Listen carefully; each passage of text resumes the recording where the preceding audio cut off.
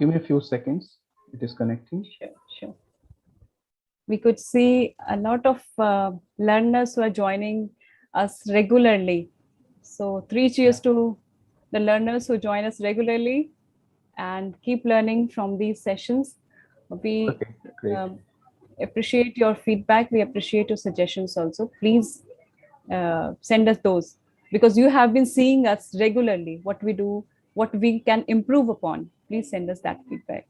Yeah, we are live at Facebook, LinkedIn, and YouTube channels. And if anyone disconnect, you can also go and connect at our official LinkedIn channel, PharmaState.academy.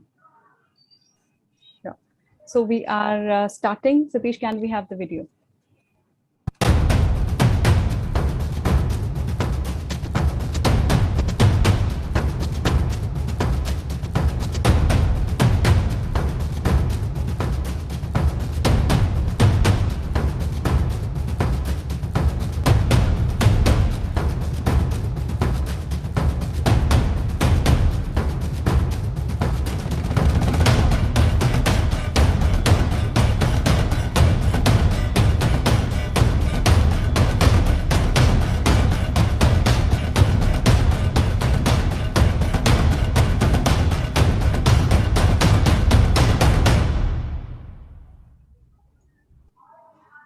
Thank you, Dr. Satish, and welcome all the learners, all the professionals who have joined us today on this CPHE, continuing pharma education program by PharmaState Academy. The speaker for today is Mr. Salil Kallianpur, a very known name, a very known face in the Indian pharmaceutical industry and outside too.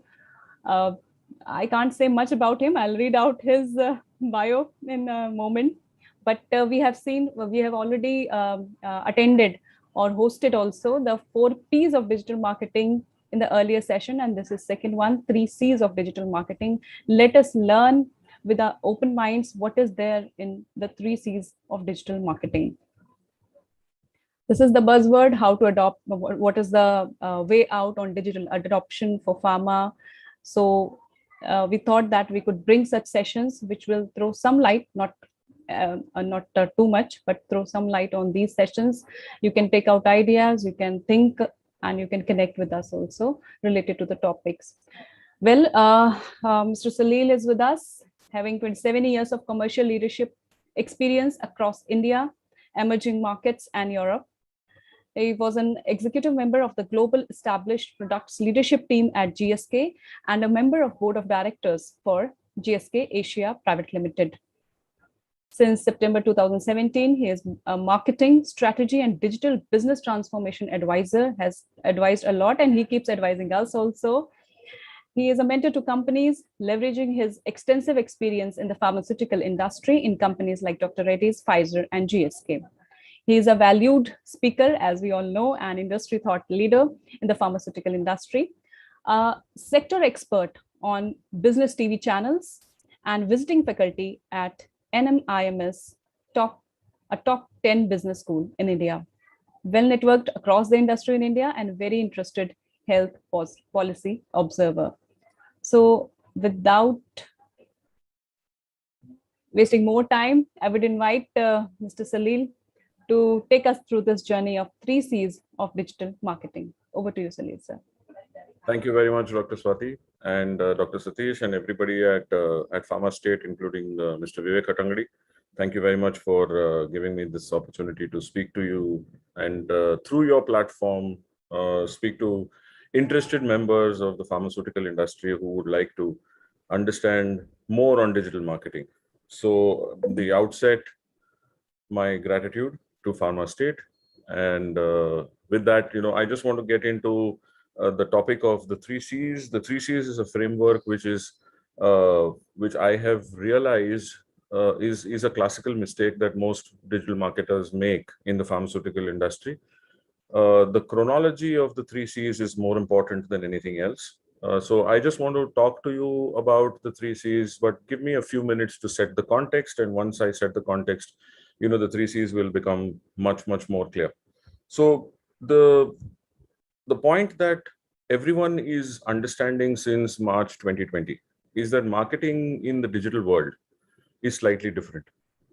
And the point is that as the physical part went away, until the physical part was there, until reps, our field colleagues were able to go out into the market and meet our customers, there wasn't really a very strong realization that that customer connect was actually not as good as it was supposed to be, because since we were able to see the doctors and we were able to report those calls, and if you are able to get a little bit of their time, we considered that as an advantage. But the moment the pandemic hit and lockdown happened and the physical part went away, we realized that our marketing skills were slightly defunct in the sense that we were not able to transfer those skills immediately onto an online world.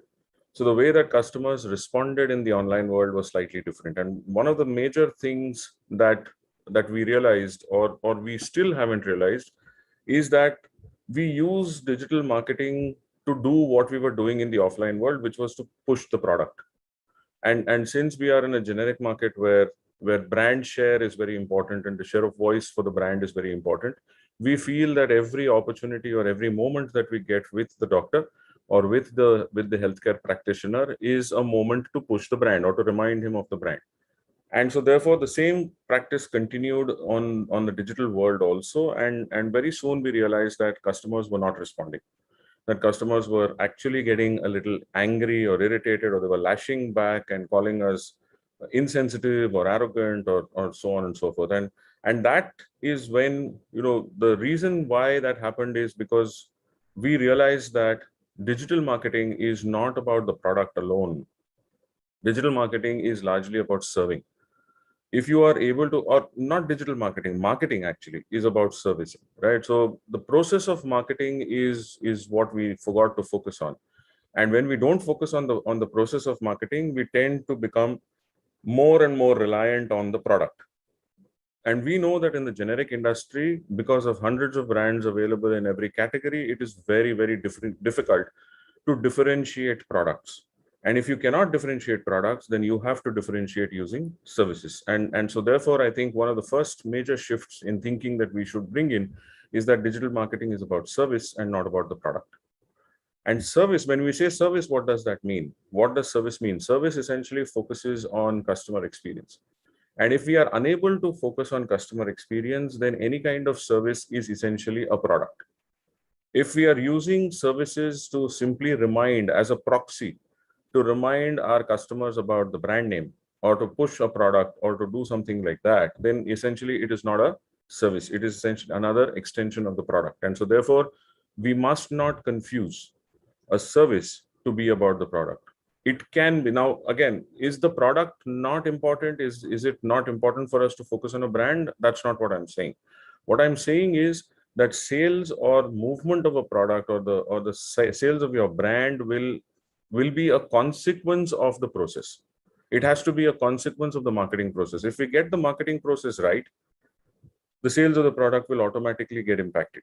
If we do it positively, the impact on the product is going to be positive. But the focus should not be on the brand or on the pushing of the product or simply, throwing the brand in the face of the customer or something of that sort. And so therefore, the service should be focusing on giving the customer a great experience. And we know that we cannot serve customers unless we know about them. If we do not know much about our customers, it is impossible to be able to build a service program.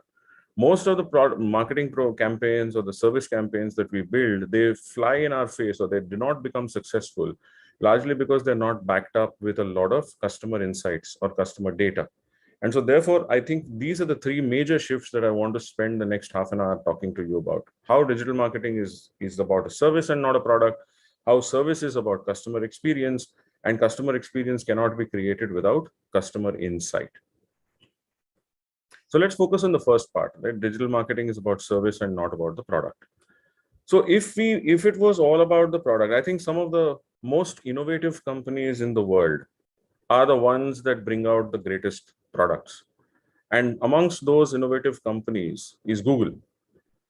And so therefore, if you look at the portfolio of Google, now I'm very much aware that this is not the full portfolio. This is just a few products that are brought out over here, but there is a point, right? I'm getting to a point. Now, if you look at the way that Google's portfolio is created, Okay, it's very difficult for us to look at this chart or this picture and actually tell what Google's business model is.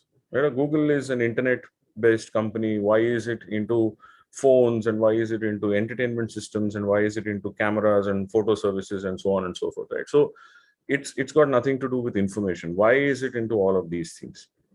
But let's say that we give Google the credit of or the benefit of the doubt and say that Google is staffed with brilliant guys and geniuses, and it's very difficult for us to understand how Google engineers think, and they're very different, they're very innovative, they're very creative, and so on and so forth. And we think that, okay, so therefore they were able to bring a portfolio of products which are very, very diverse and very different.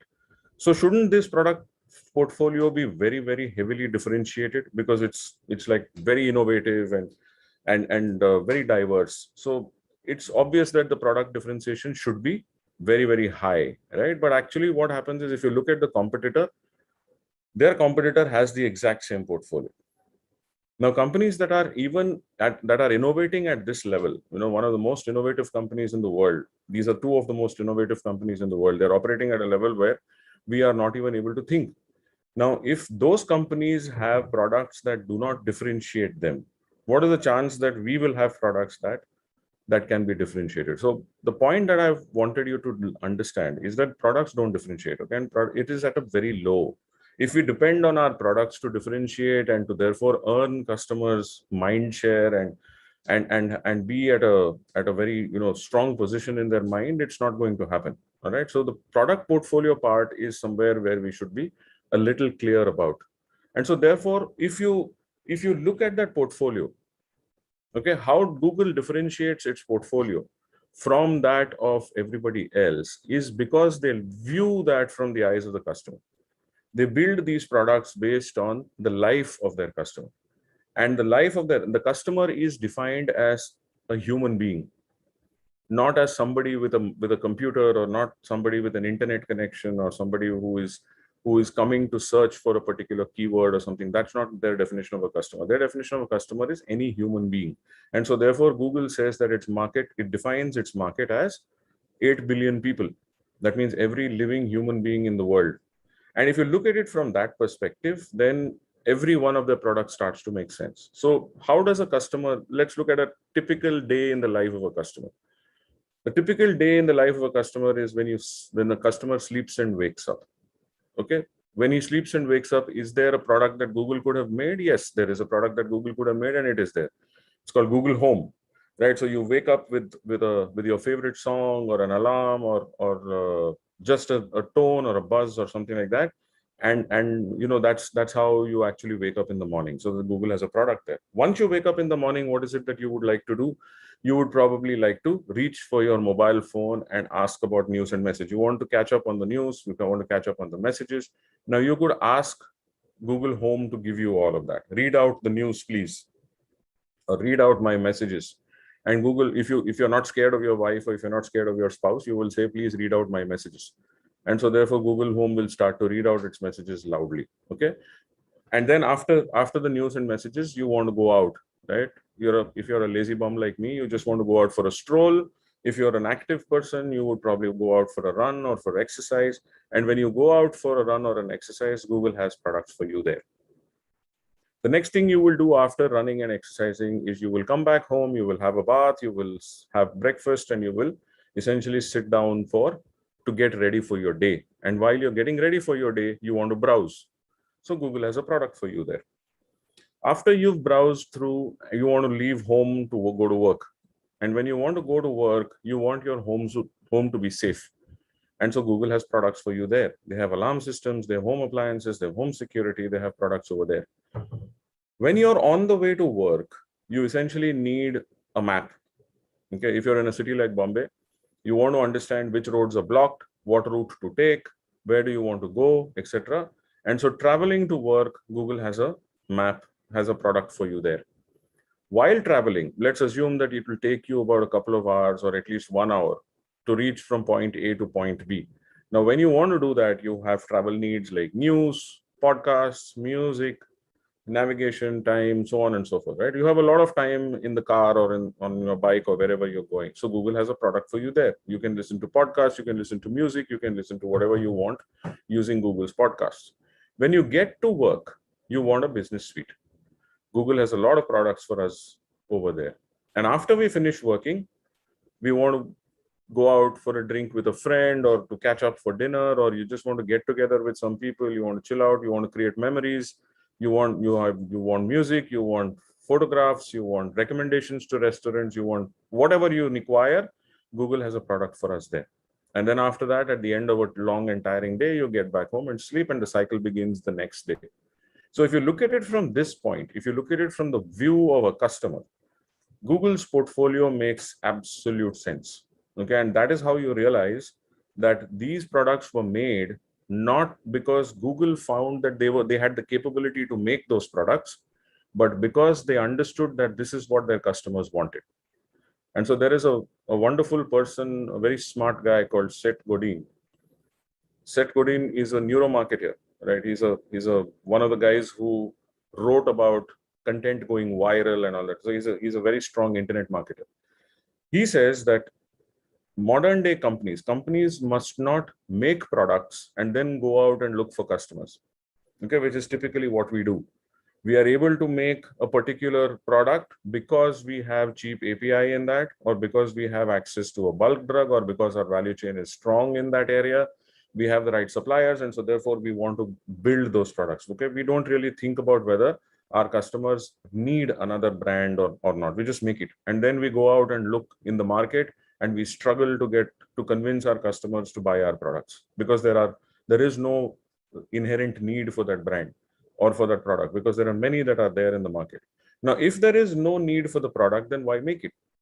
Right now, I'm not saying that we shouldn't. There are obviously reasons for it, but if you really want to differentiate yourself in such a cluttered market, in a hyper commoditized environment or a hyper competitive environment like the generic market, then what we need to do is not make products and then look for customers, but identify our customers and then start to look about what products they need, right? Build a portfolio around the life of a customer. And those products need not be medicines. While our base portfolio could be medicines, but there are certain other needs that a healthcare consumer has. A healthcare consumer does not require medicine alone. He needs a lot of different things, right? And so if we think about it like that, then we will be making a portfolio which will be differentiated, which will be difficult for our competitors to copy. And therefore, it will be also highly differentiated in the mind of a customer, and the customer is going to value that a lot and probably pay a premium price for using those brands. Okay, that's probably how it goes. So customer centricity any day over product centricity. Okay, so therefore, if we look at it, shouldn't we think more about services than products? Considering that we are in a red ocean between commodity and brand, okay, I think our days of brand building are long gone. Many people disagree with me when I say this, but if you think about the kind of conversations that we have with our customers, our conversations are largely around price. Very, very few products or very, very few companies are able to hold a conversation with a customer about science or about the benefits of the product, unless you are a patented product or a highly differentiated product. In the generic market, it's very difficult to have a higher price, a better margin, and high differentiation. What we generally talk about is low price. We're constantly having conversations around price, around margins, and around very, very difficult to differentiate options, right? So many brand managers with whom I work have this as a problem, saying that help me differentiate my brand. I don't know how to differentiate my brand. So if you're not able to differentiate your brand, you're in the commodity market. You're not in the branded area. Okay. And if we are not in the branded area, we are in the commoditized area. We are essentially taking a far lower price than what our product is valued for. Our margins are extremely low, and we have a very tough time in differentiating our brands. And considering that a majority of our market is here, this area would be a product centric or a red ocean. Being product centric becomes a very strong red ocean. If we want to move away from here, the best option is to essentially start to think about customers. Okay, customer centric or human centric. If you can think, like I said, Google thinks about its customers as people. And if you think about our customers as people, I mean, last Sunday, I'm sure many of you attended the question and answer discussion with Professor Zouwe and Waldemar, and they were talking about human-centered marketing and edge-to-edge marketing and all of that. And that's essentially what we should be also thinking about, right? How do we build our businesses to serve humans? And if we think about our businesses to serve humans, then we realize that humans need products, but they need something more than products. Like a patient, a healthcare illness or wellness, whatever that category may be, the person needs much more than just a medicine or just a multivitamin or a food supplement or anything like that. They require a lot of different services. They need counselors, they need patient concierges, they need navigation around insurance schemes. They want to understand how it is to work with a certain hospital, who is the right doctor to go to, what sort of things should I do, should I take the green pill first or the blue pill first, maybe should I take it with water or should I drink it with milk, should I take it before food, after food? Hundreds of questions are there in the minds of people who are not getting those answers. From doctors are simply too busy. No other person is able to give them that sort of a service. So the engagement of a customer and the experience that you build for that customer is extremely poor. Very few companies will actually focus on building those kind of experiences. And if you don't build experiences, then we are not operating in a blue ocean. And I think that's a massive opportunity that is lost if we are not working on thinking about this part of the gamble as well. I'm not saying don't do this. What I'm saying is do this also. Now, services, since we've realized, or at least we've understood that services are important, or services can be a very strong way of differentiation, we must understand what it means to be in the service business. To be in the service business, like I said, is not about thinking about a proxy way of pushing a product. If we build a service which is essentially meant to remind the customer about the brand, okay, I've seen many people giving laptops to doctors with the password of a brand, or you give an app with the password of a brand, or an invitation to a webinar is a login is the name of the brand. I mean, who are we fooling? Do you think the customer doesn't understand what you're trying to do over there? And it can essentially be well put off. Okay, so let's say on Doctor's Day, I've seen many people, trying to create a well-meaning message for a doctor, and we write a beautiful message like, doctor, you have been the frontline warrior for our COVID, in our COVID era. We really appreciate all the hard work and effort. Because you are fighting on the front lines, we have been sleeping peacefully at home and we are alive, and so on and so forth. Beautiful message. Thank you from the bottom of our heart. And then we spoil all of that by saying, from the makers of brand X, brand Y, and brand Z. Okay, and that is where the whole beauty of that message, the heart-touching message that's going from your organization, completely gets spoiled, because it becomes another area where you're trying to push a brand. Now, that doesn't give the customer a great experience. Okay, the customer will not remember this. But in areas where you are trying to create a situation where the customer is really getting a service, okay, it's helping him, it is helping his life or her life, and it is allowing him to do his work better. His work is to serve his customers, his patients. Okay, if you're able to help him to get his patients a better health outcome or something of that sort, that's where the experience of the customer is going to be amazing. The customer will never forget that company. He will be loyal to that company at all cost. Okay, so customer experience, in my opinion, is the new competitive advantage for pharma. Why I say for pharma? Because very few of us have been thinking about customer experience. Many other industries are doing this big time, but for us, this may be, just maybe, a new area for us to think about how to compete. Okay, an area of differentiation. Now, why I'm saying that this is new for pharma is that because 90% of organizations have already started to compete primarily on customer experience, and this was as early as 2016. Okay, and the Gartner Group, which follows the technology industry, which is a market research and a consulting firm, and considered to be like the McKinsey of the tech industry, made this statement in 2016, saying that between 2010 and 2016, 90% of organizations began to compete or began to build capabilities to compete on customer experience, because the customer experience is where the loyalty lies.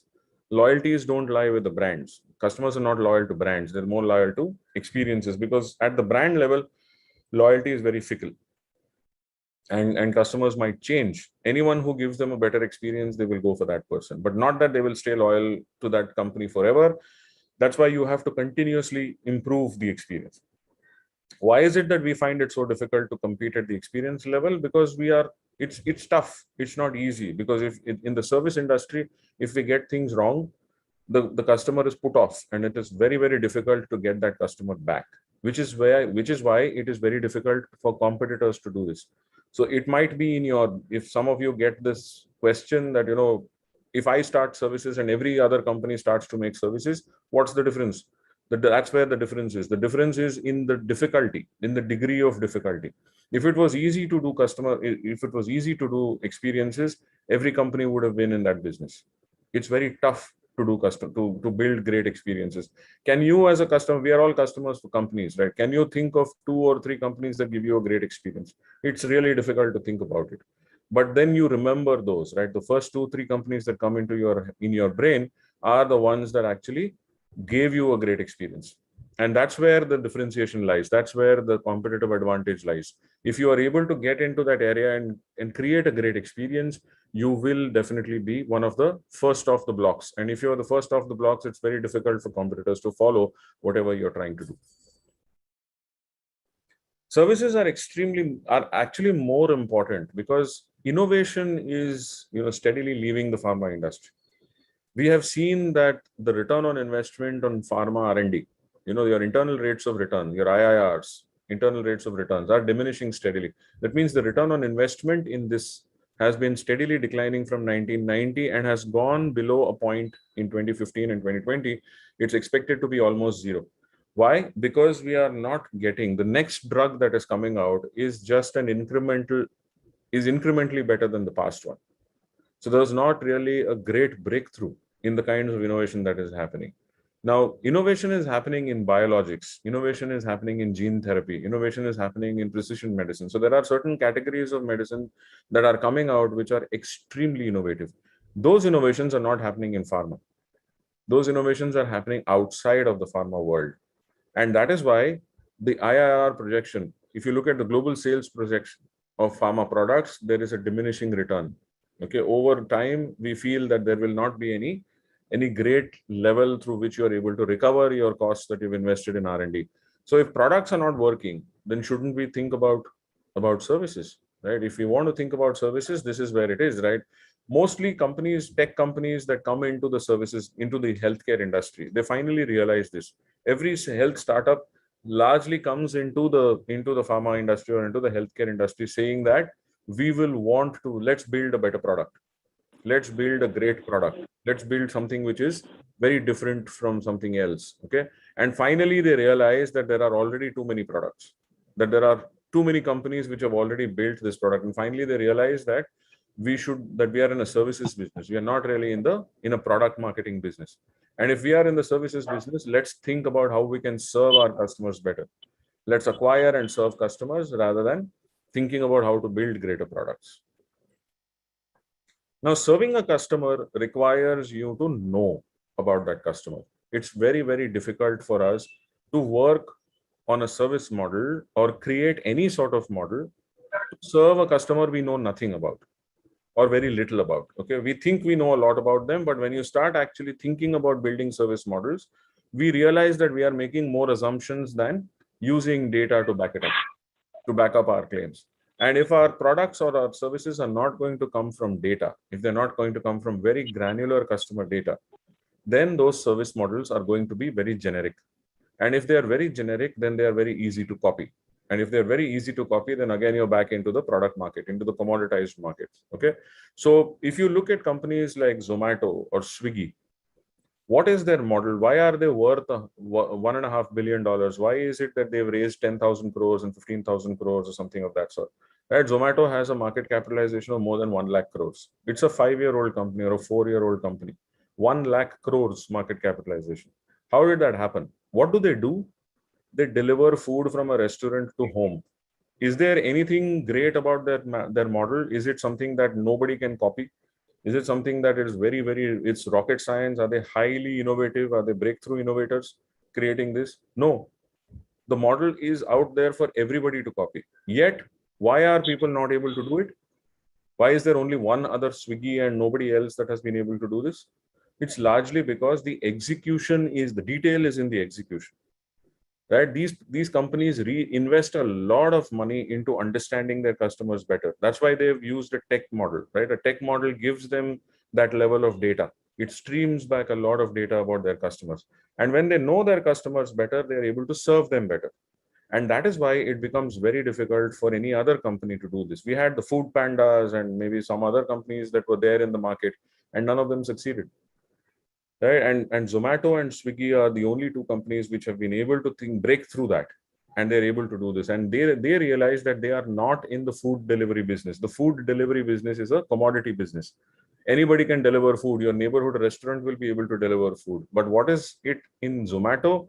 It's about the service that you're able to get. It's about the kind of things that they're able to offer you, the kind of variety that they're able to offer you, a lot of ways in which they're able to serve you better. And they don't just deliver food. Now they're getting into many different categories and expanding their business, right? So that's what knowing your customers actually helps you to understand, where can I go. In pharma, we have a little bit of a problem, right? We have a little bit of an issue in understanding what our doctors say. So when there was this a survey that was done where customers or doctors were asked by pharmaceutical companies about what they wanted, what would they do, okay, in digital, what is it that they wanted. And doctors said, we want a website. And when the doctor said we want a website, we just took that and ran and built what? We built pharma product websites. What doctors were talking about, if we had stayed back and asked the doctors a few more questions, saying that what sort of website do you want? What is it that you want to achieve? What is it that is a pain point in your life? How can we make your life better? Those kind of questions, trying to know the customer better and understanding what the customer does, we would have realized that he or she does not want a pharmaceutical product website. What he wants is a website for a physician audience, somewhere where he can network with his colleagues. So what is his idea? His idea is to enhance his capabilities. His idea is to use the digital area to be able to network with his colleagues, to discuss case studies, to discuss difficult to treat cases, to learn from the experience of his peers. That's what he's looking for.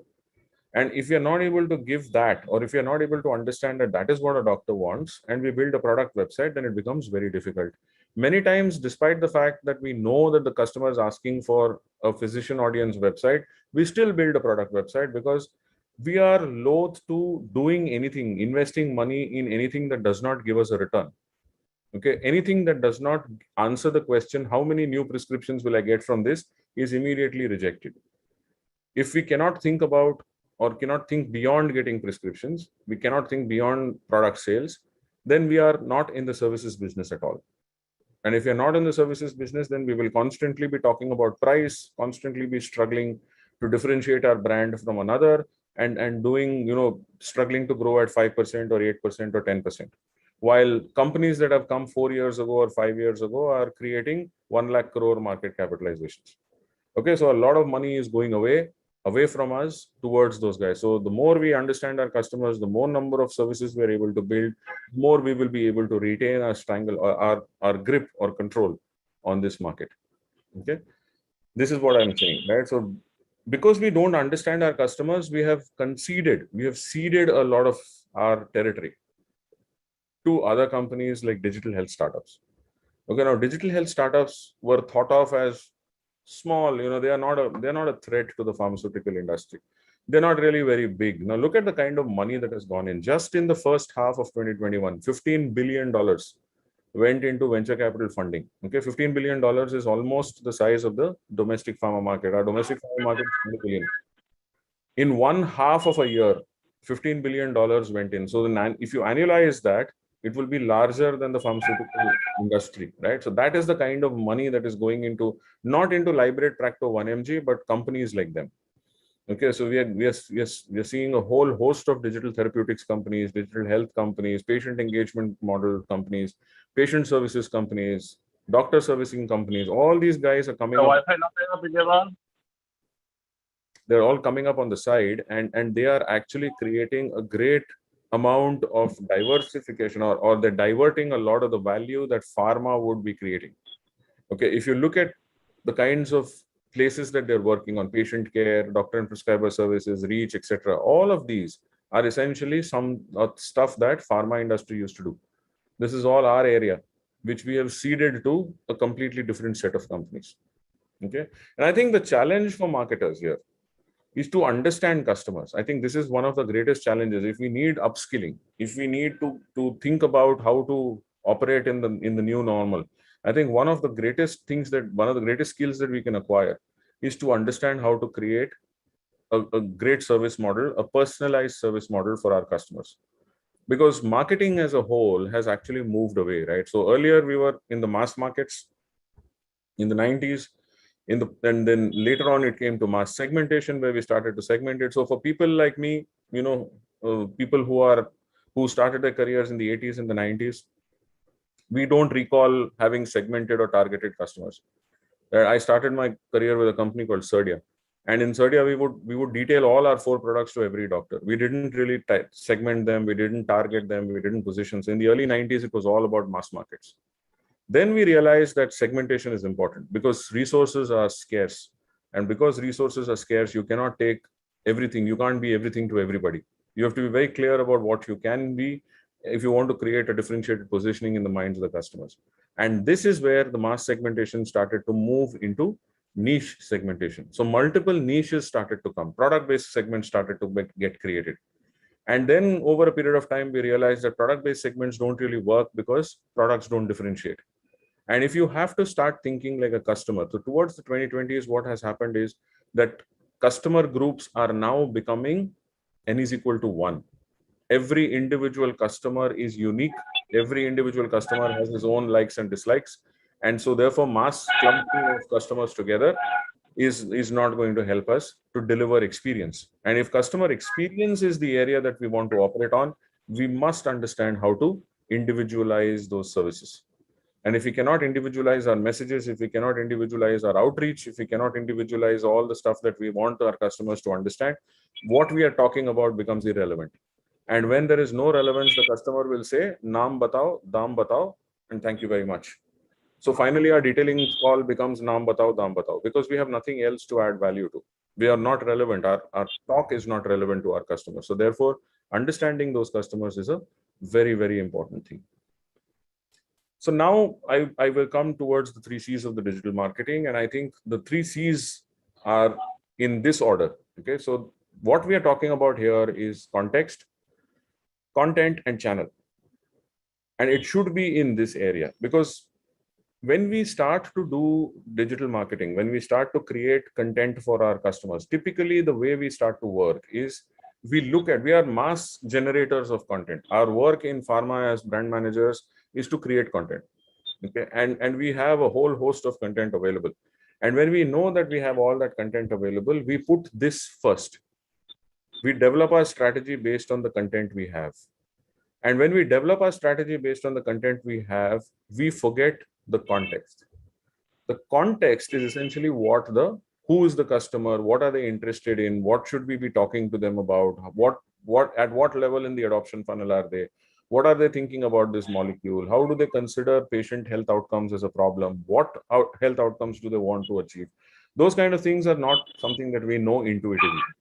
We don't know this, because how I can say this is because everybody thinks about market research not as an ongoing feature in their marketing activity, but as something that we want to commission 2 months before the brand planning session. So the market research, or our need to understand a customer, comes just ahead of a brand plan, because we want to put that in the brand plan and define our strategy. Okay. And so therefore, it is not an open-minded understanding or open-minded inquiry into what the customer is doing, but looking for data to back up our, what is called in economics or in psychology as confirmation bias. We seek confirmation. We seek only those data points which will confirm our biases. Okay, so if anything different comes out, then we blame the research report. We blame the agency that has made the research report, but we do not think that there could be possibly a shift in the preference of the customers. We forget that customers are dynamics. They are dynamic, they are evolving, they're constantly changing. They're not going to be the same. Okay. And now we know that in the last 2 years, a lot of activity has accelerated. A lot of their preferences have changed. People have moved ahead by almost 6 years. Okay, so their preferences, their likes, the way they behave is not going to be like what they were in 2019. They're more like now what they would be in 2025 or 2026. If you consider 2020 as the base year, then they are already in 2026, right? We have moved forward. Everything has accelerated. We need to understand that acceleration. We need to be able to understand what our customer preferences are. So therefore, context becomes very important.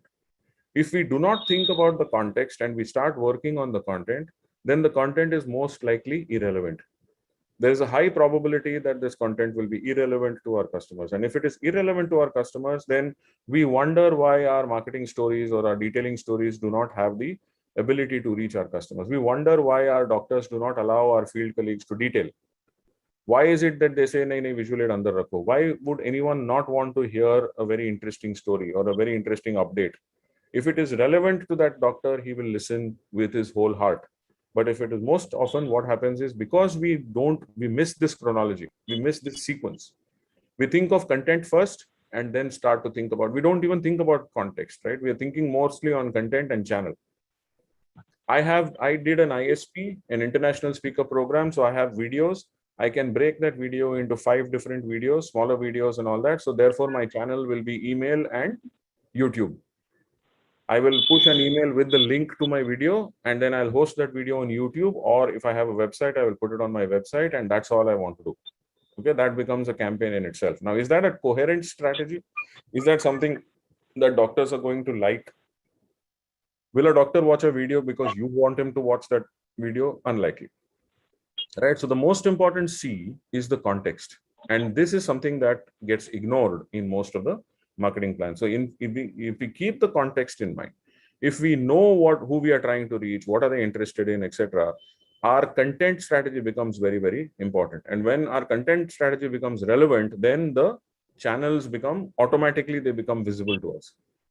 What content have we developed? Based on that, you choose the channels. Who are you going to reach out to? Based on that, you choose the channels. Are you reaching out to 1:few, or are you reaching out to 1:many? Are you reaching out to many? Is it a broadcasting network? Is it something that you want to do individually for a small group of customers? All of that comes from your context. Okay, and so therefore the context becomes very, very important. The context first, the content later, and then third comes the channel. So how does this work? Okay, when you are thinking about the context, the first thing that you should do is to understand your customer really, really well. Okay, most of us think that we know our customers really well. I have no doubt that people in the field, our field colleagues, our sales teams, they know their customers very well. But what we need in our organization is an institutionalization of that knowledge. And unless the institutionalization of that knowledge happens, it's very difficult for us to even be able to create a strategy, because our field colleagues are not creating the strategy. They're basically only executing or using a lot of the support that comes from the marketing colleagues. And so therefore there is that constant friction between sales and marketing. Marketing creates something that sales says is irrelevant. Marketing blames sales for a lack of execution, and that simply continues. No one is trying to get to the root of the problem. The root of the problem is we don't understand the customers well. We have a lot of data, but we do not have insights. We haven't teased that data a lot. If we haven't worked with that data for a long time to see what that data is actually telling us, we take very, very superficial information out of it, use our confirmation bias. We look at data in a way where which part of the data will confirm my bias. And we pick it up and we put it in the plan, and then we kind of use that data to push our agenda in the meeting with management. Okay, with the VP, with the leadership team. You want them to understand that this is where they should invest in, because that is a bias that you have. You will use the data in a way that it confirms your bias. And so therefore, the decisions that you will make will probably be wrong. So if you look at the data from an open mind, if you look at the data from an inquisitive nature, and if you look at the data from trying to really understand what's happening in the market, you will get the context right. But generally, the way we work is that we never have the time to do this. We use data very, very late in the planning process, too close to the brand planning process. At that time, we don't have the time to analyze it really in the way that it should be analyzed. And so therefore, we give into our confirmation biases. And that's why our growths are largely in the low single digits. Okay. Have we had the opportunity to create customer journeys? If we have, that is great. If we have not, then we should start. And for those of us who have already made customer journeys, we need to understand that they are live documents. These are not a journey that is made once and left and updated after 1 year. It doesn't work like that, because customers change faster than that. And we need to understand that customers does not mean one big clump of people. It's not like everybody is coming together. So our segments are largely driven by specialty, right? When I want to segment, I will say, okay, this is a brand that I will detail to cardiologists, diabetologists, and physicians. Now we assume that all cardiologists behave one way, all diabetologists behave another way, all physicians behave another way. Okay, that is impossible. It just does not happen, because you know that you and your spouse or you and your sibling have very different tastes, very different likes and dislikes. So how can we imagine that there will be 50,000 doctors who will think alike? It's impossible. It doesn't work that way, right? So we need to make these journeys as live as possible. We need to make these journeys as granularly as possible. That is why it took likes of the companies like Google and Amazon and everybody else that are great companies today. It took them 20 years to get there, because they've spent a lot of time trying to understand people, trying to get data, trying to analyze that data, and trying to put all of that into a way where they could create the right products for the people, right? But today we see that the rise is spectacular. It is exponential. This investment is going to be invaluable for a marketing company, because when you get your customer journeys as granular as possible, your growth is going to be far, far faster, or far, far more exponential than anything else that you can do. You can launch any number of products you want, the competitors will copy it. But when you get into this level where you understand customers, it's not possible for every company to do this. Okay, and when you are able to do this well, you're able to create a very, very sustainable competitive advantage. Okay, and most companies, they get to the level of predictability where you are able to predict what your customer is going to do. I'm sure most of you are aware of that very famous Target supermarket case, where Target knew that a customer was pregnant even before she knew she was pregnant.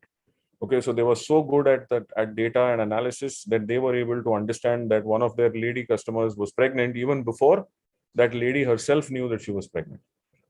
Okay, so that level of predictability is what helps you to service and give your customer great experiences.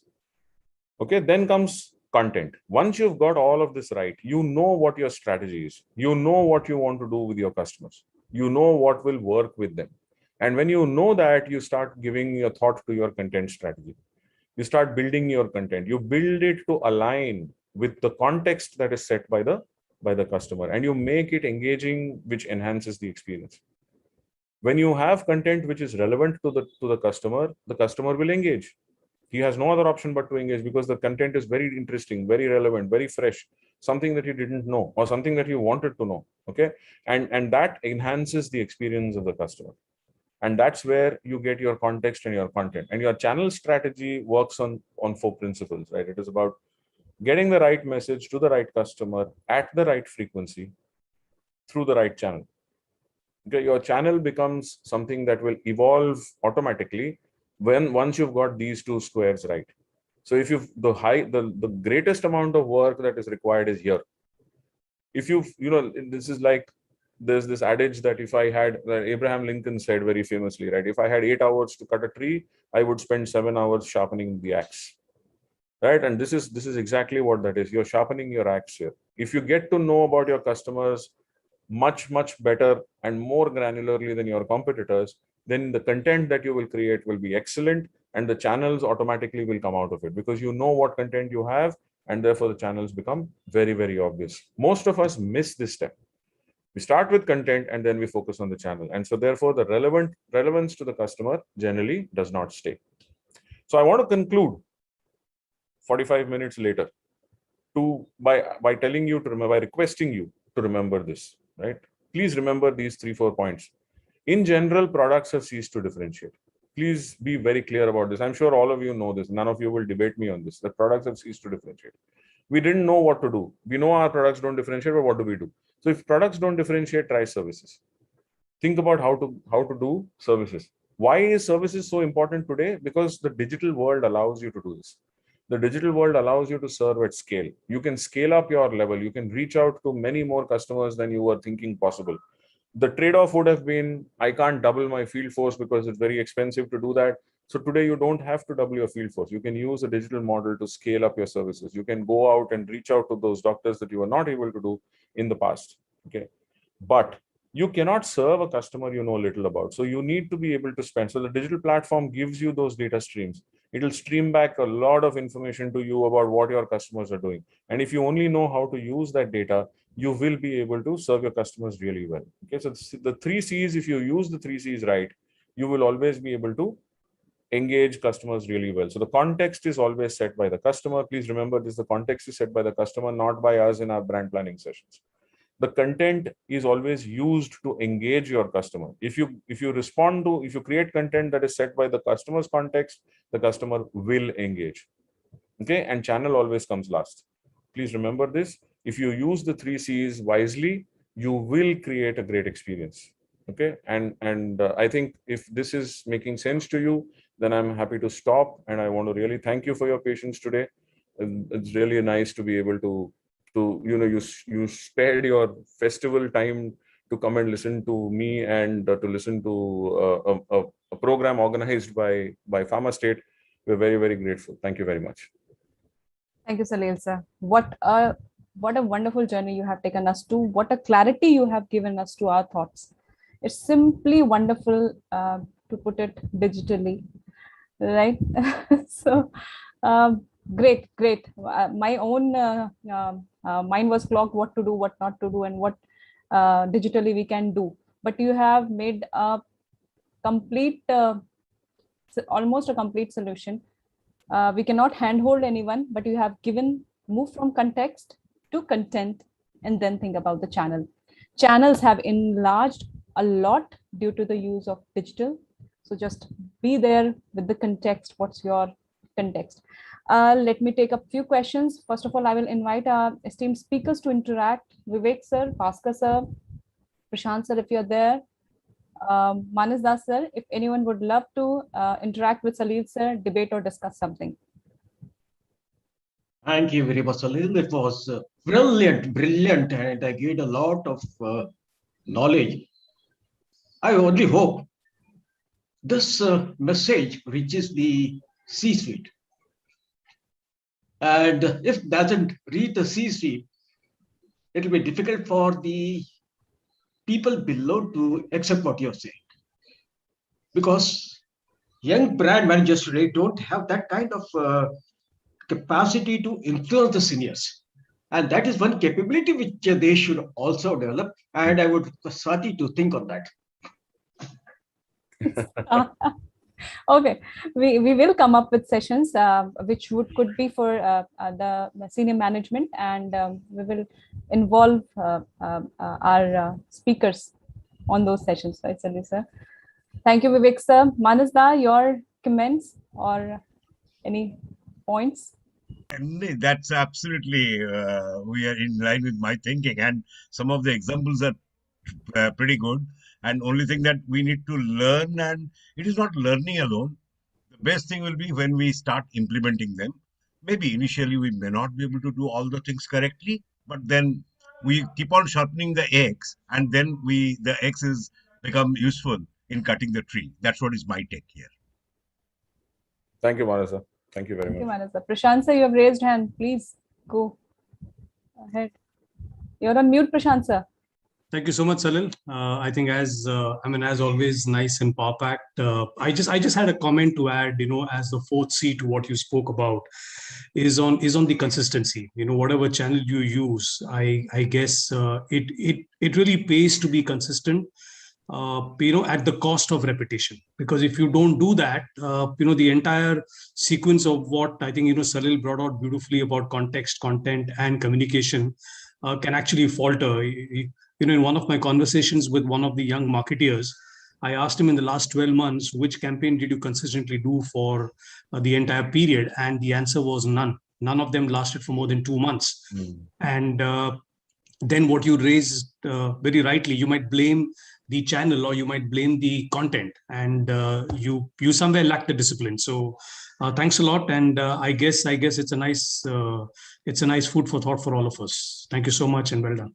Thank you, Prashant. Thank you for joining us. Thank you, Prashant sir. Bhaskar sir, you there? Can you interact, sir?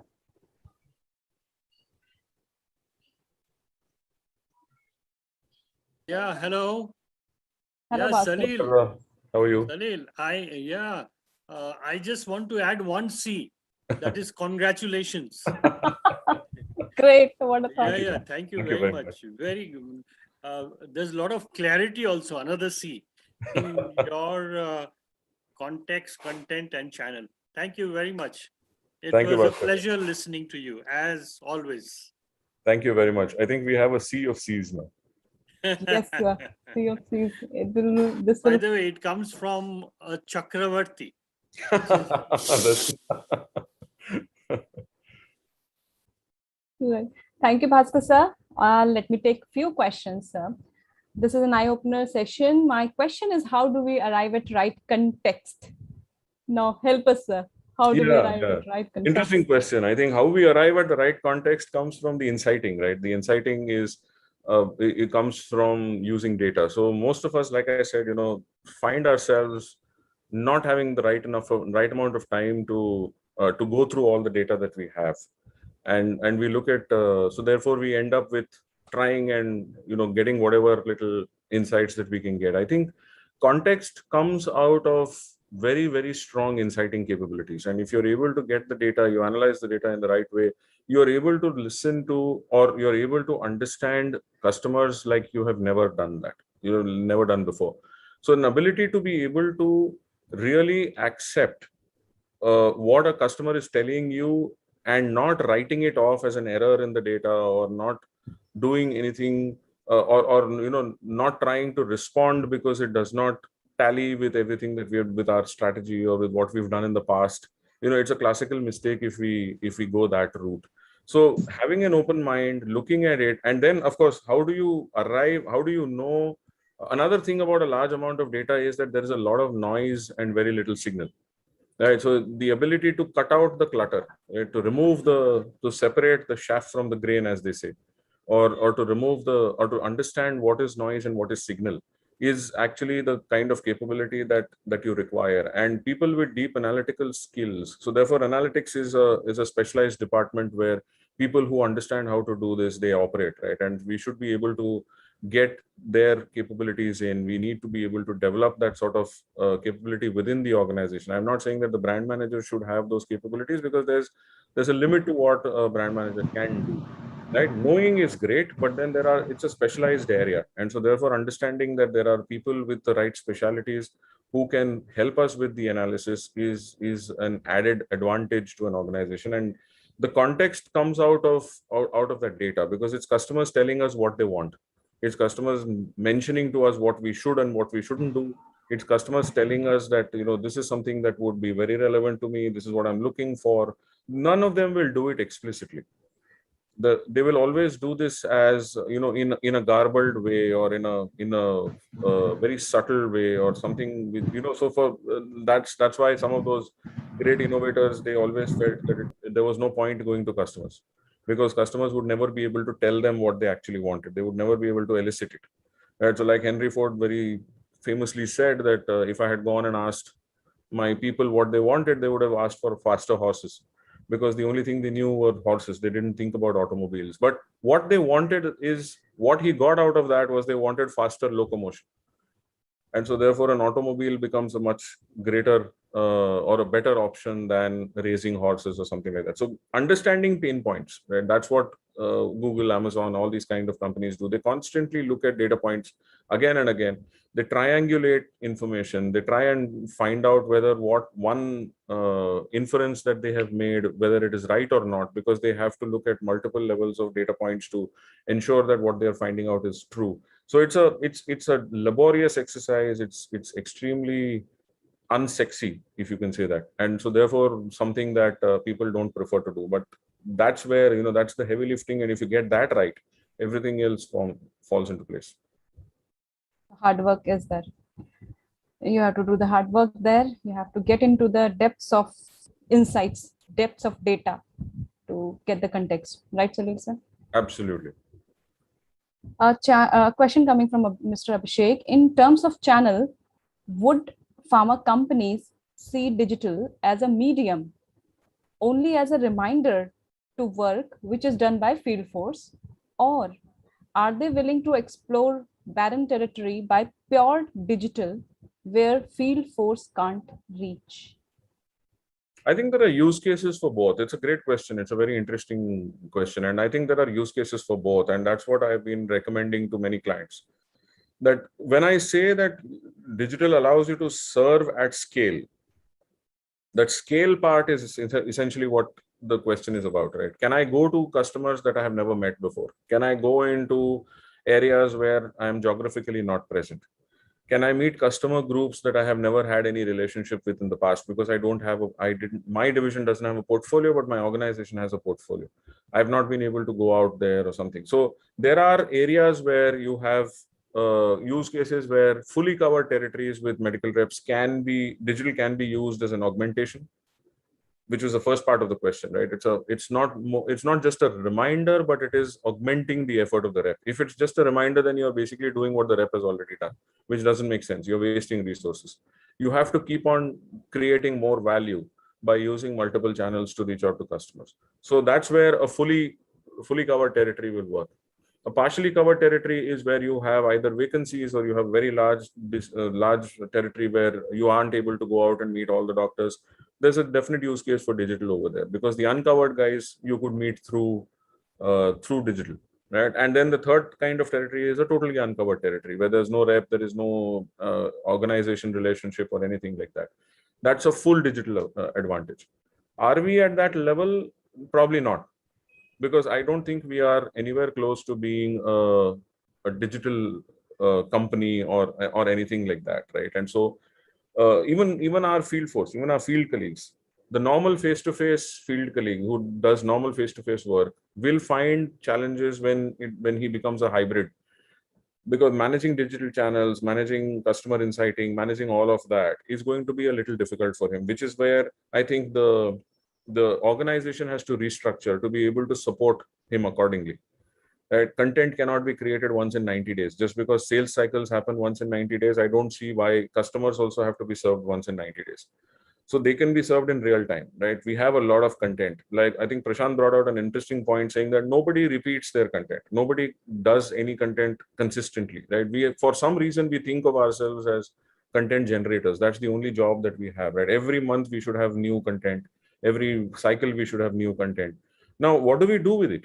Can we use that? Can we repurpose it? Can we use that for talking to other doctors, making a point or something of that sort? So I think there, you could look at it like that. So repeating what the rep has done, I don't think there is a need to do that. We need to have different levels of intervention using different channels, because every channel has its own functionality, and it should help the customer to create a full meaningful experience, which is essentially what omni-channel really means. From there on, then you look at what would you do in a fully digital rep. So a face-to-face rep is becoming hybrid. Hybrid has to go to a fully digital rep. Is that possible? Few companies are doing this, but I don't think as an industry we are there yet. We'll probably get there in a couple of years, but at this point of time, we are still in trying to kind of create a perfect hybrid rep. So somewhere that that evolution has to happen. But I think what he's asking, the question that the gentleman asked, is actually very meaningful, and that is exactly what companies should look for. How do I use digital to go to scale my operations? How can I reach out to customers and territories that I have not yet done it? And my trade-off is, if I had to reach those customers, should I have double field force? If I cannot double field force because it is economically not viable, today I have an option. I have an option of a digital platform. I can use multiple digital channels to reach out to those customers, and so therefore create additional revenue streams. I think it's a great point and something that everybody should think about. Thank you, Abhishek, for asking the question. On a lighter note, Salil sir, you were telling that from medical rep, we have to create hybrid models where digital and medical reps understand and they deliver. Just on a lighter note, I have got queries, or even I have got some understanding from connecting with the pharma professionals, that companies are still not realizing that a post you make at Facebook or LinkedIn is not seen by all of your followers. They are still in that mindset that we have posted, doctor will see it. So there's a basic knowledge gap here, how these platforms operate. At least we should understand the platform first, how it operates, how Facebook post works, how a LinkedIn post works, a Twitter works, or Insta works for that matter. So that knowledge has to be given first of all to your field force, because they should know what they did and what are the implications of that. Let me take I think Dr. Swati, you made a very important point. I think we are still in the production phase. Marketing has evolved from production to customer orientation. Production was a time where all you had to do was produce your goods and keep them in the marketplace and customers would come. That is long gone. That is centuries old. Nobody will come. Just because you've made it, they will come, doesn't work. The same thing applies for product websites. Right. I've had many brand managers coming to me and saying, we made a product website, but we were told that there will be visitors and all of that. Nobody comes. So when you ask them, did you market it? Then they say, no, but we just made the website, right? Our field colleagues are supposed to market it. We put it on the visual aid, we put it on the LBL and all of that. So make it and they will come is not a concept that happens at all. Yes, that is the mindset that we still carry, that we have created content and it will be consumed. No, the right channels, right ways to do it, and that is how that will be consumed. There's again a question which is a repeat, but I would like you to answer it, sir. How practical is it to do context setting at individual customer level in pharma? As a theory, it is great, but how to do it practically in mass specialties? It is done in onco and other super specialty segments by a few companies, but how to do, say, for 30,000 pediatric or 30,000 gynecologists? So if you can do it with one customer, you can do it with 50,000 customers, right? The principle is the same. How did you do it with one customer or 10 customers or 100 customers? If you can do it in oncology, just because there are 3,000 oncologists or 2,000 oncologists or something like that, doesn't mean that you can't do it in a specialty where there are 50,000. You need to scale up. And that's what scaling essentially means. You take the principle, you know that it works, and then you scale it up. Right? What do startup companies do? They try out a product, they try out a service in a small way. They do a pilot. And when you do the pilot and the pilot actually comes back to you and says that the results show that it works, then you scale up. You take it to a much larger group of customers. That is exactly the principle, right? Is it practical or not? It is definitely practical. If you want to do it, do it. Otherwise, you are basically risking obsolescence. Right? If you don't do it, somebody else is going to do it. That's as simple as that. But that is exactly what you've seen with digital health companies. Today, digital health companies are catering to 2 crores, 3 crores, 10 crores, 20 crore people. Right? And they're giving personalized services to those 20 crore people. That is exactly what technology helps you to do. It allows you to personalize at a very, very high level, right? Which is exactly what serving at scale means. So either you think about using technology. Is this humanly possible? No, it's not humanly possible, right? You have to deploy technology there. That is why companies that have deployed technology have gone miles ahead, right? They have a 1 lakh crore market capitalization. I'm sorry to repeat the same thing again and again, but I think the point has not been made very well, right? So Zomato has a 1 lakh 1 lakh crore market capitalization, a 4-year-old company. Why are they able to do that? Are they in rocket science business? Are they doing something which is extremely innovative? No. They're delivering the most commoditized business, which is basically delivering food from one place to the other. There's nothing great about that. But why have people not been able to copy them? Why is this company such a valuable company? Because they're able to, they're doing it they're serving at a level where no one else is able to do it. Right. So the kind is, I think the more important question is, do I see the need to do this? Do I see the need to serve my customers? If I do not feel that my customers need to be served, then you will never find the way to do it. But if you feel that my customers are not being served in the way that they will perceive value, or in a way that they will give more value to me than to my competitor, then you will find the way to do it. It's as simple as that. Rightly said, Salil. So it's an era of customizations, and those who do not understand or who are still thinking that shall we go ahead with customizations, they will become obsolete for sure. A very good question next that I'm going to ask you. How do you see overload of content in the digital space when your channel are not fully evolved? Many HCPs in India are not present on all channels. How do you see channels evolving in Indian HCPs? I don't think channels will evolve. Channels are already very well evolved. Right? It's just about who will consume content of that channel. And if the channel is already present, the channel is a medium, it's a conduit through which your content is going. The only way that more customers will come to that channel is if you put in the right content. right? If you're able to create the right content. Now, why does anybody come to a TikTok, or why does anybody come to why does anybody create an Insta reel? Why are these things such a big success? The channel is established, right? The channel is nothing there in the channel to evolve. The channel is already there. The technology is already there. Everything is there for customers to come to that channel, to consume content of that channel. It should be relevant. If it is not relevant, I don't think a customer will come, however evolved the channel is, right? So therefore, I say that you should start with the context, and the context becomes important for us to understand what to create. And once you create whatever you had, automatically people will come and consume it, right? So if you've got so many different, now there is YouTube, but alongside YouTube, you have so many other video content creators, right? Now, why are people going away from YouTube towards those channels? Because there is a level of relevance there, that I am not going to watch a 2 hour video on all occasions. At some point of time, I think a 10-second video is great, or a 30-second video is great. So each of them have their places. How you want to communicate that is the whole success. That's the name of the game, right? How are you able to create the right content? How are you able to put it on the right channel? And how are you able to communicate to your customers? Now, again, putting the content on the channel and waiting for the customer to come is not going to work, right? It's about talking to the customer again and again, connecting with that customer, engaging with that customer, and informing the customer that these are the kind of things that we are able to do. And so once you get the customer hooked on, it's difficult for doctors. Some doctors who are young, the millennials, and some of the younger doctors, less than 40-year-old, they are very, very pro net. They understand. They're very net savvy, right? They will look for the content. They will search. Some of the senior doctors will not do that.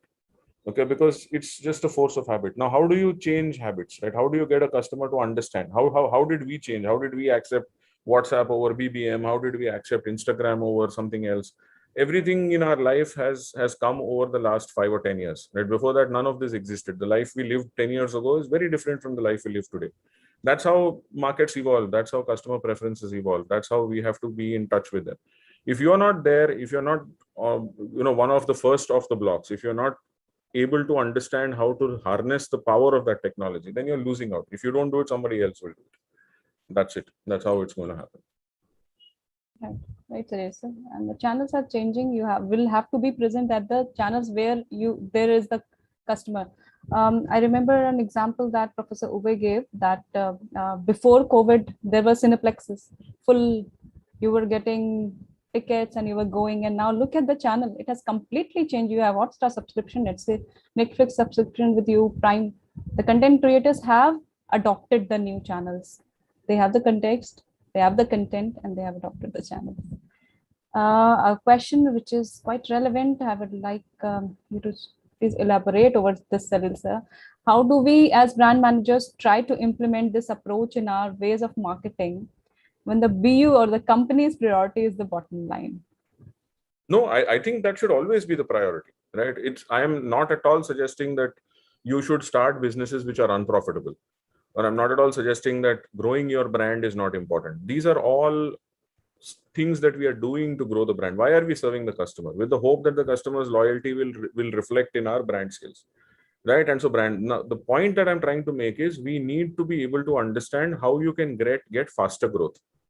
Okay, is faster growth going to come from promoting your brand more frequently, or what we call a share of voice? Is that what is going to get us growth? We have realized that that's not happening, right? The more number of brand reminders you send to your customer, the more amount of irritation that you create at that customer's level. Please prescribe, please prescribe. You start at 6 o'clock in the morning with a rose and a good morning message from the makers of brand X, brand Y, brand Z, right down to the night when you're saying good night from the makers of brand X, brand Y, brand Z. Would you like it if Citibank sent you messages like that, or if HDFC sent you a credit card message, buy my credit card, and that sort of a thing? It doesn't, right? So share of voice is beyond a point doesn't work, right? So if your product is not the differentiation, if your content is not differentiating enough to get the customer's attention, what we're doing is wrong. So what's the alternative? If it's working, if you have greatly differentiated products, why does the global pharma industry not do this? Why are there no best practices in this area? Because in the global pharma market, you don't need to differentiate. Your product itself is a highly differentiated product because it's patent protected. There's no competition. It's a new science. There's a lot of data that you have about the product. And so therefore that keeps the content relevant. But what do you do in a generic market where you're the 56th brand of ibuprofen plus paracetamol? How do you sell that? How do you create? Can a brand differentiate? No. So then if the brand doesn't differentiate, then what do? You essentially have to get into the service model. And if you have to get into the service model, you are essentially, are you moving away from marketing? Not at all. You're still there in the marketing, right? You're marketing exactly for the whole idea of marketing is to get your brand to sell more and for your business to become more profitable. So a change from a product to service does not mean that my profitability gets impacted or that my sales will reduce, right? If that is what you're expecting, then don't do this, please. Okay, the idea is that you're doing something to grow your brand because what you're currently doing is not working. Okay, and so therefore this I'm presenting this as an alternative. That's all.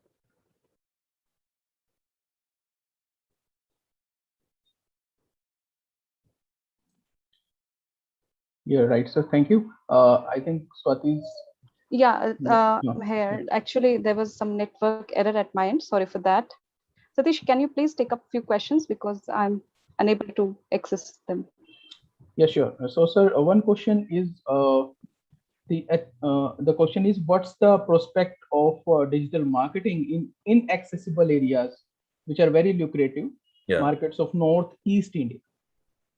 Absolutely. I think there is a huge, like I said, there is a very strong use case for this. The use case is that that's a market where there are lots of customers, where there's an opportunity for my product to sell. I am not able to access it. Now I have two choices, right? I can either hire reps, train them and place them there, open headquarters. That doesn't seem to be economically viable, or for whatever reason is not possible. What is the alternative? Either I don't go there or I use digital to go there, right? So therefore digital becomes a very clear way or a very clear alternative, which is economically viable. It's not too expensive to do it. It reaches to corners where, you're not defined. Digital is not defined by geographical boundaries or time or distance or anything like that, right? You can reach out to customers at any time, at any point in across the world, right? So if Google is able to be headquartered in Mountain View, California, and is able to come to, our the remotest of village in India, then what stops us from doing that? So I think there is a very strong use case for this. It's about how you do this, right? Now, how do I introduce myself to the doctors over there in an impersonal medium? And that, I think, is the crux of the whole point. If I had a rep, I would go there, I would know what to talk about, I would introduce the company in a particular way. How do I do that in an impersonal medium? That's where the whole game becomes slightly different, right? So therefore, I need to be able to spend a lot of time to review those customers. Okay, how can I review those customers? By doing what is called a social listening, or by doing other ways in which, because those customers are online, right? And if they are online, then they will leave digital footprints. And when they leave digital footprints, there is enough data for you to understand what their likes, dislikes are, to at least start off. You may not understand it down to the last T. You can't cross the last T and dot the last I, but at least you will have enough to get started. And when you get started, you only get better, right? And as you get better and better and better, your personalization becomes stronger. As your personalization starts to get stronger, your targeting becomes much stronger because the content becomes more relevant. When the content becomes more relevant, customers engage. When customers engage, you continue to engage them with greater experiences, better content, better services all the time. The experience increases.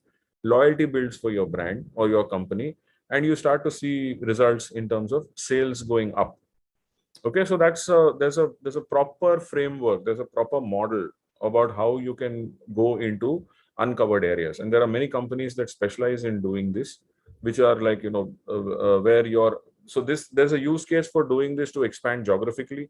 There's use case to go to customers for new indications. If your brand has new indications or something, you can go to newer territories, towns, cities where you have not got coverage. You can actually manage brands that are not promoted. Okay, so there are tail end brands which the companies, for some reason or the other, do not promote because they've got many newer products to promote. But those brands have strong equity. They have a lot of brand equity.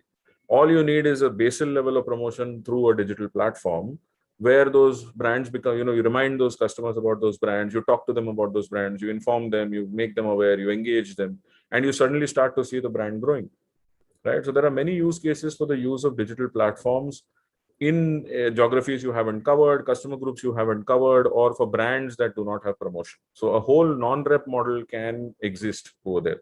Am I propagating that you should not use reps and you should not use digital more? No. In areas where you have medical reps and field colleagues going, they have a very high level of relationship with the customers, right? Why would you want to give up that? So I'm not at all saying we should not do it. What I'm saying is areas where you are not able to have those field colleagues going, why would you lose out on the value that territory offers, or those areas offer, or those customer groups offer? So digital becomes a very interesting alternative to consider in those areas. Yeah, right, sir. Thank you. The next one is, it says that there is an ethical dilemma in pharma creating services for their customers, and it is still very unclear. Can you put some light on that? Sure. I would be very interested to understand what the ethical dilemma is. If you are helping your customer, what can be more ethical than that? If you are helping your customer to help his customer, okay, in pharma we have a different model, right? We have doctors coming in and helping their patients. So if you are helping the doctor to serve his patients or his improve the health outcomes of his patients better, what can be an ethical dilemma in that? If the ethical dilemma is that we are using services to induce, or if we are using services to do unethical stuff, then that's not a service at all, right? And if we have an ethical dilemma, if we don't have an ethical dilemma in doing it offline, then why will we have an ethical dilemma on doing it online, right? So the ethical dilemma does not exist. The idea here is we are not even talking about going into the unethical areas. We are talking about how can I help my customers to build their businesses better? How can I help my customers to help their customers live more important lives? At the end of the day, why does the pharma industry exist? Why are we all getting up in the morning and going to work?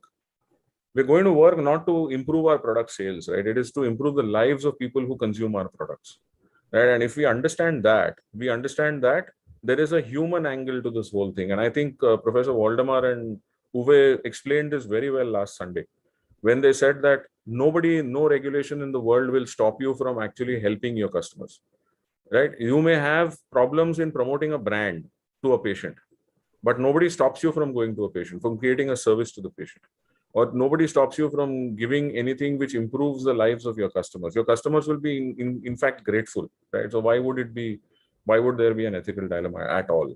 If the ethical dilemma is on data collection, then yes, right? There would be probably some rules that you might have to think about where personal data privacy becomes an important thing. But we can very clearly understand that we are not doing this at a level of personally identifiable information. So I'm not collecting brand names, names of doctors, phone numbers of doctors, email, those kind of things which are identifiable. I'm not getting his bank account data. I don't want his Aadhaar number. I don't want his unique health identity. All those things I don't need. I just need an aggregated level of information to say that you give a unique identity or an ISP number and say that this ISP number, these are the buying patterns, right? So the target case that I was talking about, right? The target case was this happened in 2012, about 10 years ago. Target, which is a very famous supermarket group in the United Kingdom, got sued by the parent of a 15-year-old girl because they were sending pregnancy-related material to his daughter, and his daughter was in school. Right. And so when the judge asked Target to explain, Target said, we don't even know who this person is.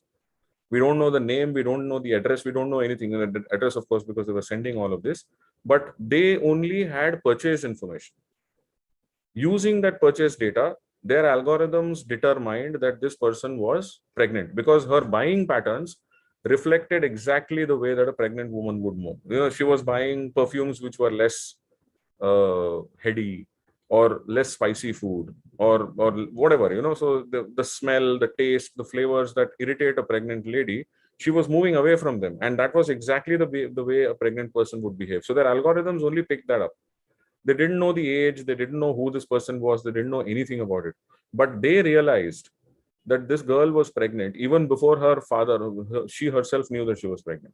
So the court ordered a pregnancy test, and through that test, the person came to know that she was pregnant, right? So it's not about getting the data about the person, right? So at a personal data level, at the privacy level, there's no need to consider to get into anything which is not allowed by the law, right? Even with the data that we can collect, we can create a lot of very informative stuff, or we can understand a lot of detail about our customers than we would have ever done in an offline world. Thank you, Salil sir, for elaborating on this question, and sorry for a little gap in my Wi-Fi. In this digital era, we all have got a power. You know, often, like we saw the epics, you can become adrishya and come back. You become invisible. You visible. So sorry for that. Let me take up a question which is relevant, and after that we will wind up. Are there any regulations or rules that each marketeer should be aware about digital marketing in pharma? Is there something happening on this front? I think the rules are, I have been a very strong advocate of the fact that our current marketing code is not made for the digital world. Our current marketing code has been made for a very old world of product focused information, CME programs, medical sponsorships, and so on and so forth. We are not made for the world of artificial intelligence, automation, and blockchain, right? So if we have to use those technologies, we have to essentially change our marketing codes. Do the fundamentals of marketing change? No. The fundamentals of marketing are only reinforced. So if we are talking about serving customers, then Philip Kotler defines marketing as that. Right? Philip Kotler defines marketing as building very meaningful relationship with customers and managing those relationships in a profitable manner. That's exactly what we are trying to do. Right? So the marketing does not change.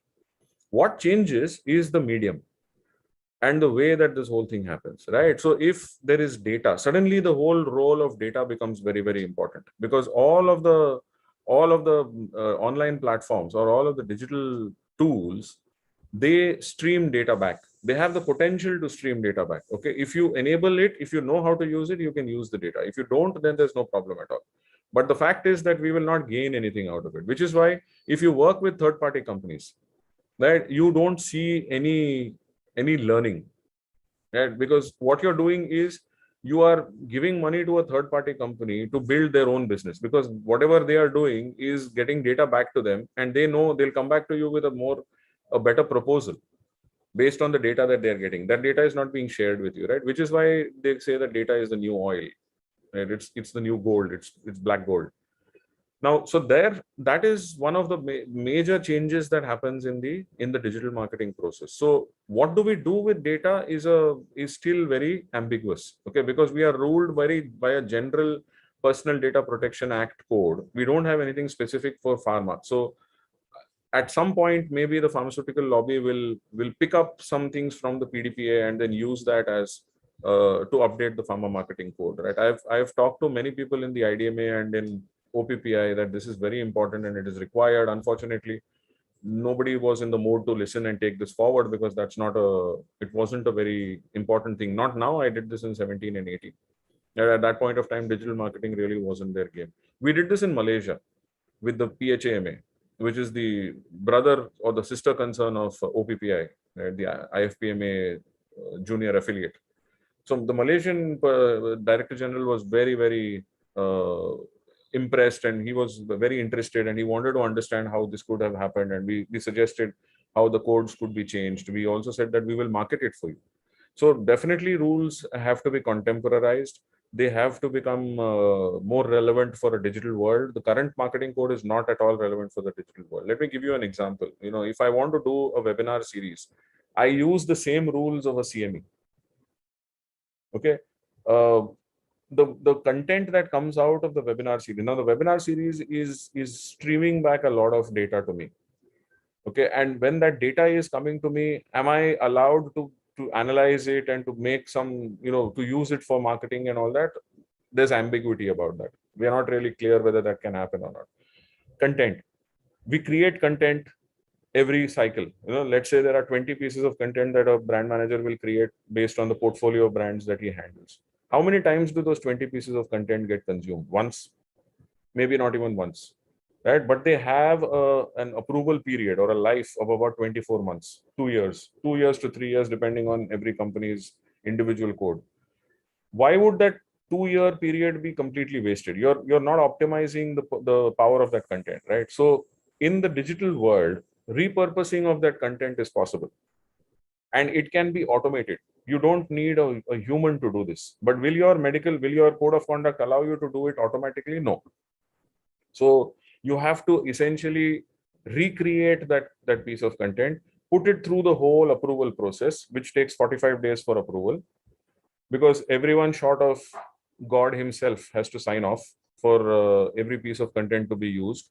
This is not at all conducive for a digital world, right? Because in a digital world, you want content to be almost real time, and real time content can't be created. It can only be repurposed. So two examples of how the laws are very different. So there are many things that people will come in contact with, and will kind of find it very difficult to do.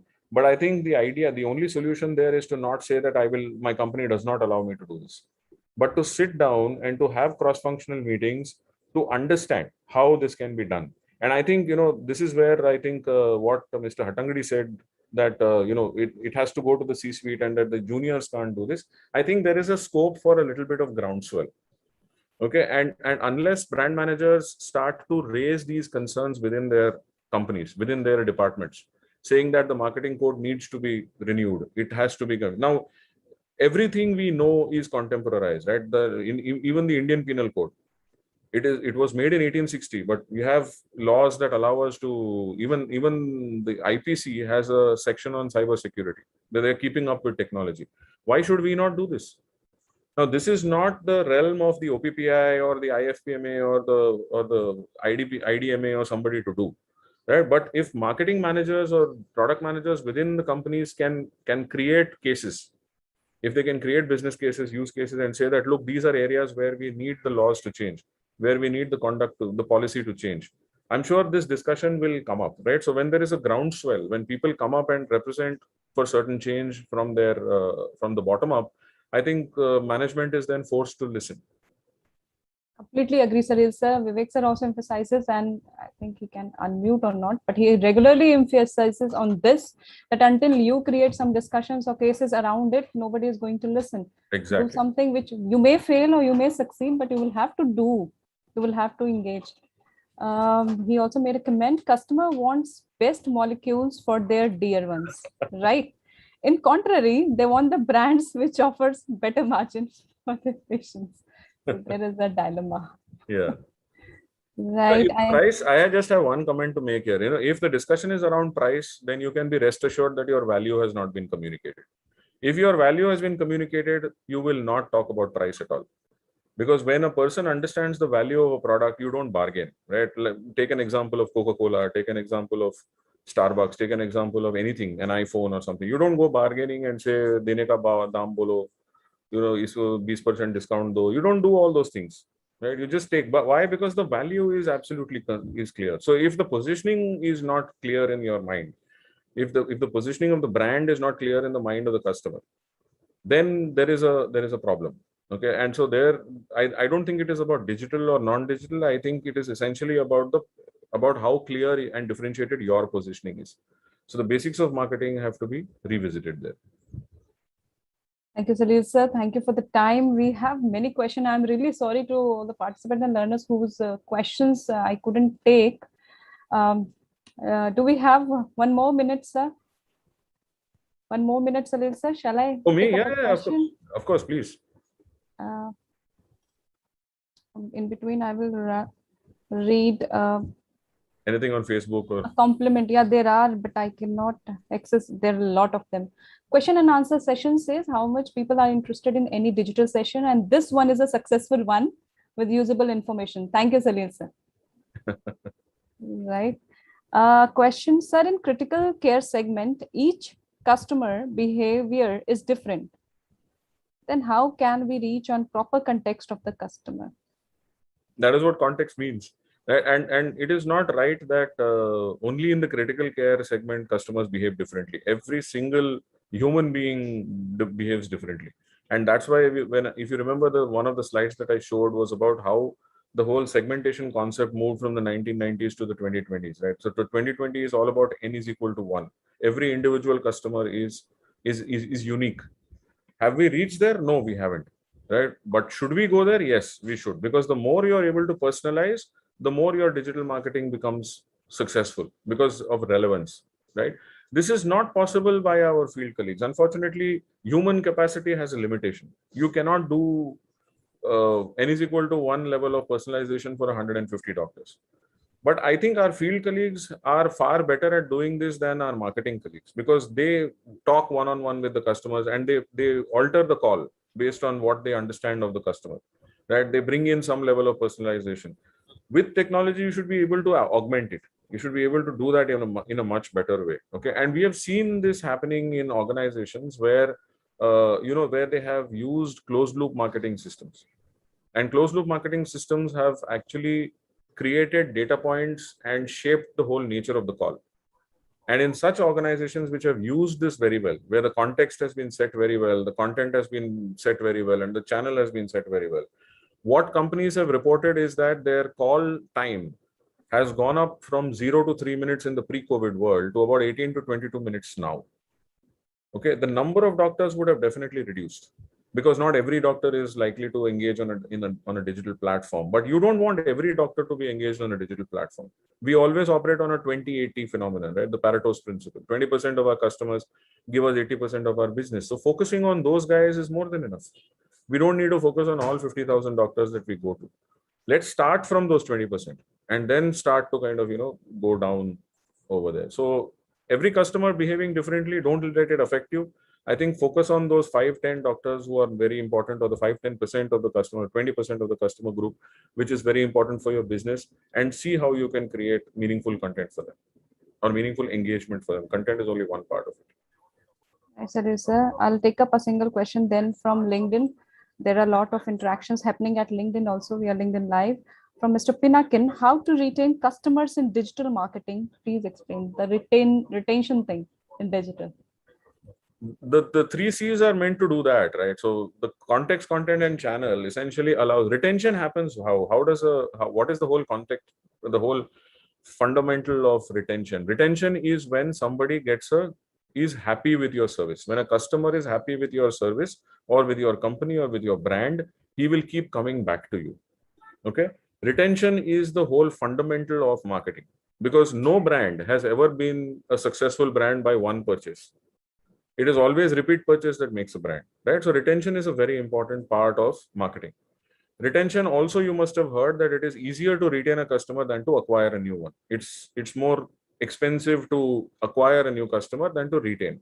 Why does retention become important? Therefore, because your marketing costs reduce, right? Because this customer who's happy with you or loyal to your brand or something will tell another 10 customers. And so through your brand equity spreads through the equity that you've maintained with the customer. So the focus there has to be the equity with the customer.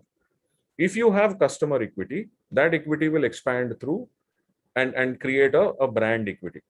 All right. So how the focus has to be, how do I create equity at that customer's level? Now, how do I know this? Is there a golden rule or a thumb rule or something? A, do this, B, do this? No.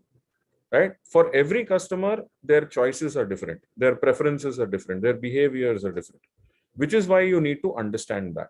And if you understand that, you are essentially setting the context. That's the first C. The second C is, once I've understood that context, I create the content, and then I use the channel and I reach out. I create services. I create things which the customer themselves have told me that this is something relevant for me. Okay. And if I'm able to do this better and better and better, because as you get more data of customers using your product, you will be able to personalize it better and better and better. It's always a dynamic situation. It's never you've made one product or you've made one service and you feel that I'll get 100 crore revenue without doing anything. It doesn't work like that. You have to constantly keep on innovating. You have to constantly keep on making it better. As you make it better, the experience to the customer gets better and better and better. And as the experience to the customer gets better and better and better, you retain the customer, because the customer loves your brand, loves your service, loves your experience. Okay. And like I said, customers are more loyal to experiences than they are to brands. Because if the brand doesn't position itself well, right? Like the previous question, why would a doctor use one brand for himself and another brand for his customer? Because he hasn't understood the value. Okay, he feels that there is a difference between this product but I am not able to explain it to my customer. I know that this brand is very, very good, and so therefore I use it for myself. But I don't think I have the capability to explain that to my patient. Okay, and that means that he's not clear about it. He doesn't know how to do this. So that's where a service would help, or something would help. So if you're able to improve the service and the experience to the doctor will be very happy to stay with you. Right. So essentially, that's what retention is all about. Thank you, Salil sir, so much for giving us these detailed insights. There are a lot of questions. I'm really sorry, participant, that I cannot take it ahead. Please write to us at Academy. We will try to answer these questions through mails. You have our mail ID, academy@pharmastate.com. We would love to personalize and customize things. Surely and slowly are doing that. So here is a quiz that we launched earlier, and there are winners. They will get the winning certificate of the quiz. Oh, so we have top 3. Sorry for the typo here. We have top 3: Anil Rajani, Jyoti Burade, and Pranav Desai. You all will get your winner certificate for the quiz. Thank you, Satish, for this. Thank you, Salil sir. Any closing comments, sir? Any one-liner you would like to leave with the people who have participated today? I think the takeaway is that if you are in the business of creating value, okay, please remember what business we are in. Are we in the business of selling products, or are we in the business of creating value for people? Okay, we are dealing with life and death. So as long as we are able to focus on the fact that what we do helps many people recover from diseases or illness, I think we will be very clear about what we need to focus on. I understand that incentives are perverse. There are, you get your bonuses not for how many lives you've saved, but for how many units you've moved, and so on and so forth. But I think at the end of the day, it's always important to zoom out sometimes and look at the bigger picture, right? What is the purpose of our existence? Why are we there in this industry? And once we get that, we will realize that our work has to be about serving and not about selling. Perfect. Our work is all about serving, not about selling. This is how the marketing is moving towards. Products will be available everywhere, but your services will matter. Your services will matter. Thank you for an excellent time today with you, all of you, and Salil sir. We will keep bringing such sessions with you. Keep joining us. Thank you so much. Enjoy the day.